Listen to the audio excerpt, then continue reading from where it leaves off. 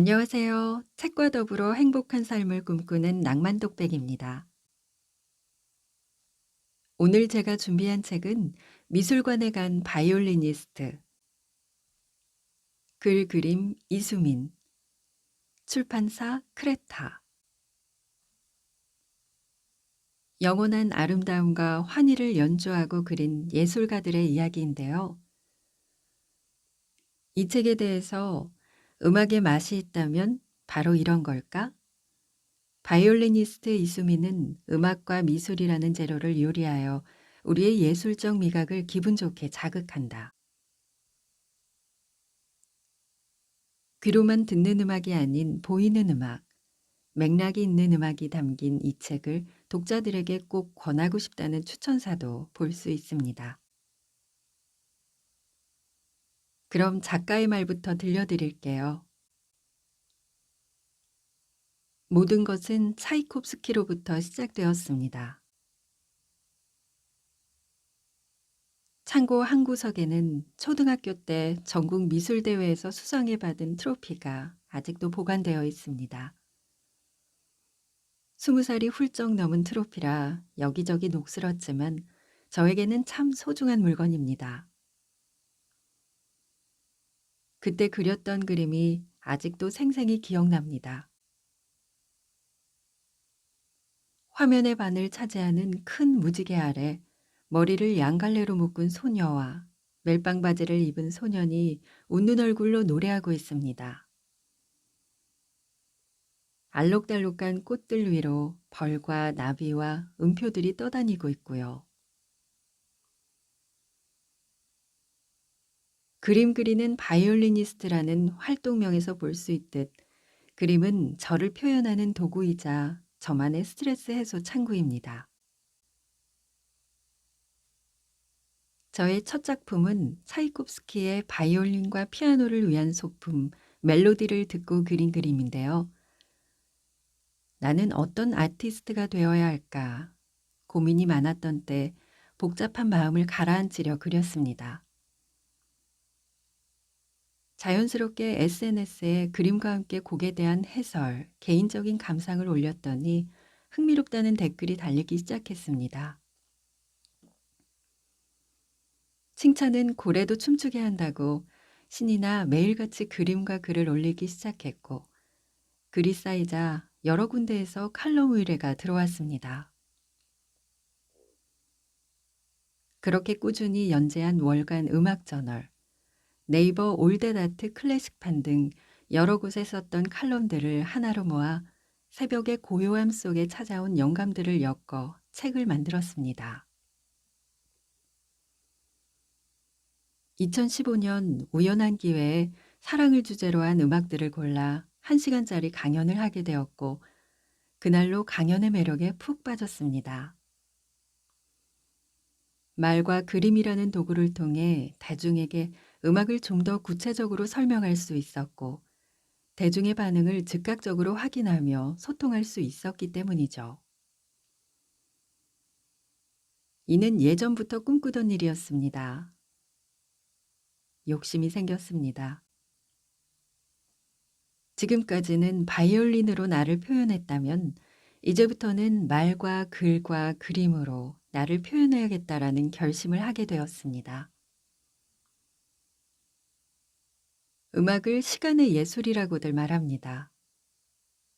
비록 한정된 시간이지만 그 시간만큼은 반짝반짝 빛나고 값을 매길 수 없이 귀하기 때문이죠. 하지만 클래식 음악가는 필연적으로 어떤 갈증이 있습니다. 몇 개월 동안 특정 곡을 갈고 닦았다가 한두 차례의 공연 무대 위에서 선보이고 난 후에는 빛나던 것들이 공중에서 흩어 없어지고 맙니다. 저 또한 이러한 갈증 때문에 비언어적인 것에서 언어적인 것으로, 청각에서 시각으로, 사라지는 것에서 기록되는 것으로 활동 반경을 넓혀가고 있는 것인지도 모릅니다. 책은 총 3개의 장으로 이루어져 있습니다. 미술 전시에 다녀온 후 작가나 특정 그림과 어울리는 클래식 음악을 매치시켜 일장 그림의 음악 더하기에 담았습니다. 2장 이음줄과 붙임줄에서는 필연이라는 끈으로 촘촘히 엮인 예술가들의 이야기를 풀어냈고, 마지막 장 바이올린 세레나데에서는 연주자로서 감상자로서 사랑하는 바이올린 곡을 소개했습니다. 혼자만 알기 아까운 식당 리스트를 공유하는 마음. 넉넉한 친구처럼 제가 즐겨 듣는 클래식 음악 리스트와 음악 감상법을 여러분과 공유하고 싶습니다. 이 책을 통해 여러분만의 음악 취향이 생기기를, 그 음악이 인생의 순간순간 여러분을 위로해 주기를, 다양한 이들과 음악 이야기로 깊게 소통할 수 있는 날이 오기를 바랍니다. 2022년 가을, 이수민.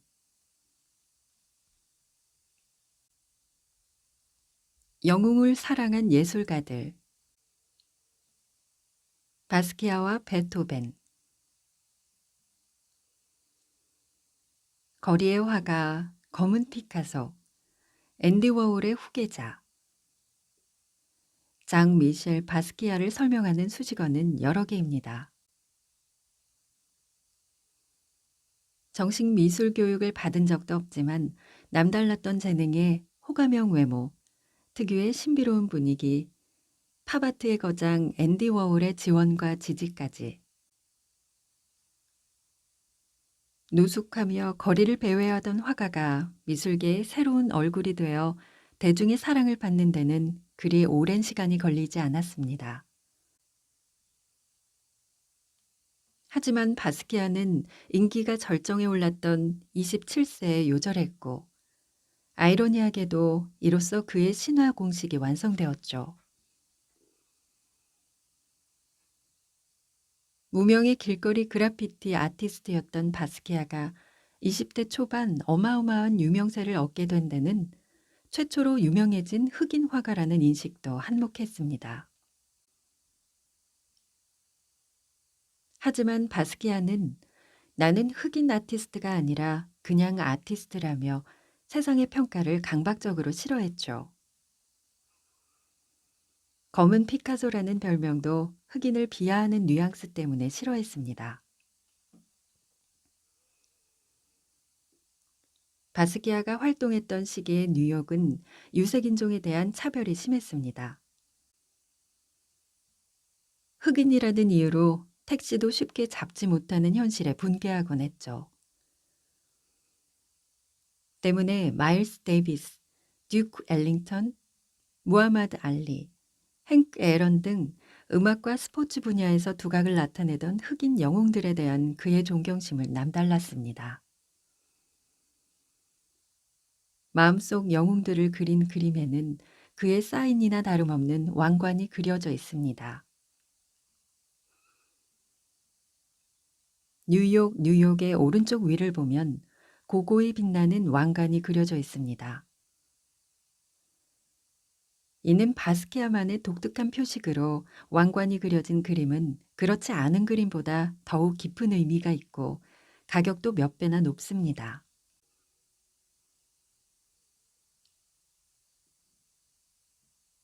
베토벤이 사랑한 나폴레옹. 루트비 판 베토벤은 하이든, 모차르트와 함께 고전주의 시대에 활동하며 낭만주의 시대로 가는 물꼬를 튼 작곡가입니다. 클래식 음악계의 흐름에서 빼놓을 수 없는 중요한 작곡가 중 한 사람이죠.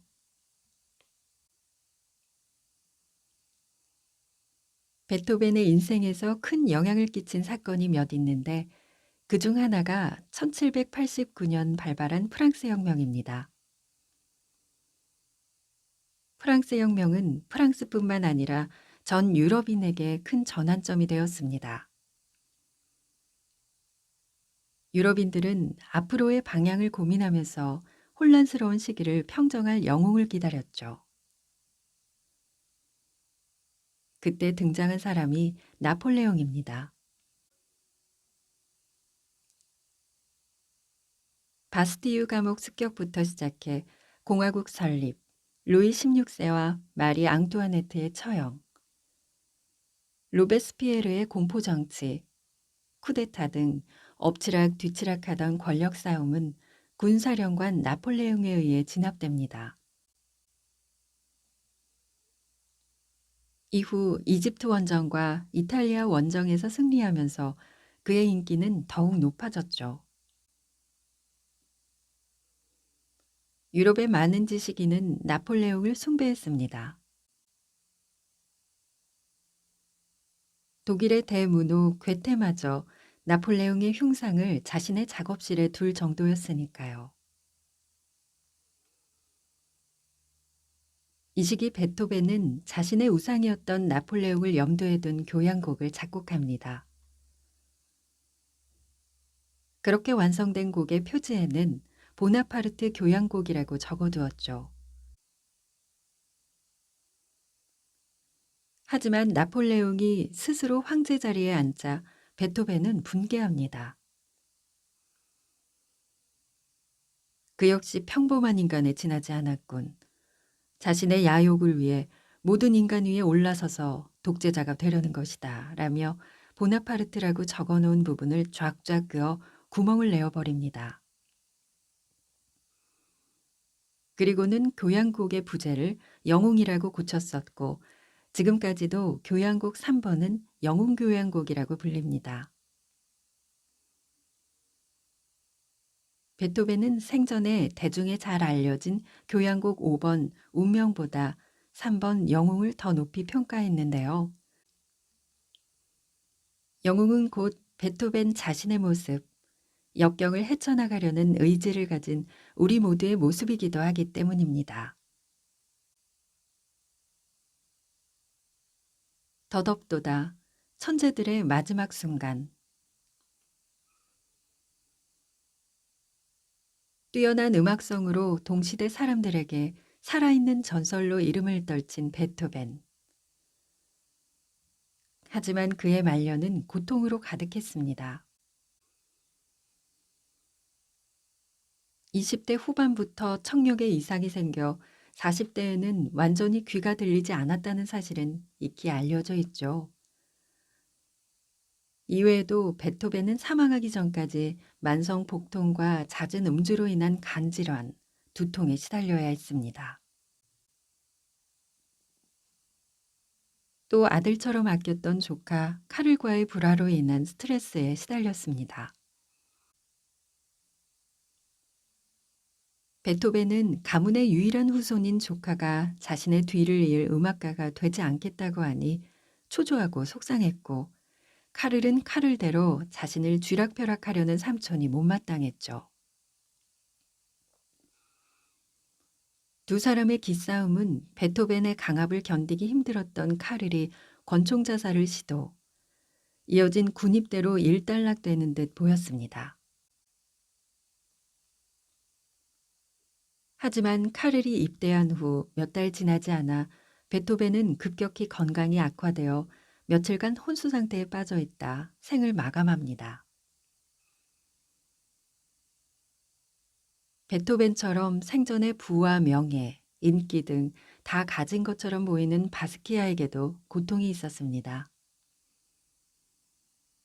주변인 모두가 자신을 돈을 벌기 위한 수단으로 여긴다고 생각했고 대중을 만족시킬 뛰어난 작품을 만들어야 한다는 강박증에 시달렸으며 마약 중독은 날이 갈수록 심해졌습니다. 결국 작업실에서 헤로인 과다 복용으로 급사하고 말죠. 참으로 허무한 마지막입니다. 우리는 삶 속에서 무엇을 추구해야 하는가라는 질문을 종종 던져봅니다. 베토벤, 바스키아처럼 모든 것을 다 가졌지만 기댈 곳 없이 쓸쓸한 마지막을 보낸 예술가들의 이야기를 접할 때면 더욱 진지하게 생각해 봅니다.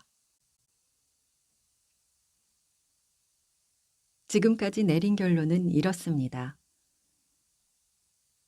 각자가 가진 지식과 재능을 세상과 나누며 서로에게 영감을 불러일으키고 기쁨과 위로의 제스처를 주고받을 때 삶이 한결 풍요로워진다는 것. 여러분의 생각은 어떤가요? 저자는 책에서 수많은 미술가와 음악가에 대해 소개하고 있는데요. 우리가 잘 몰랐던 예술가들의 삶에 대해 그리고 그 예술에 대해 편안하게 이야기해 주고 있습니다. 여러분, 오늘도 책과 함께하는 행복한 하루 보내세요. 낭만 독백이었습니다.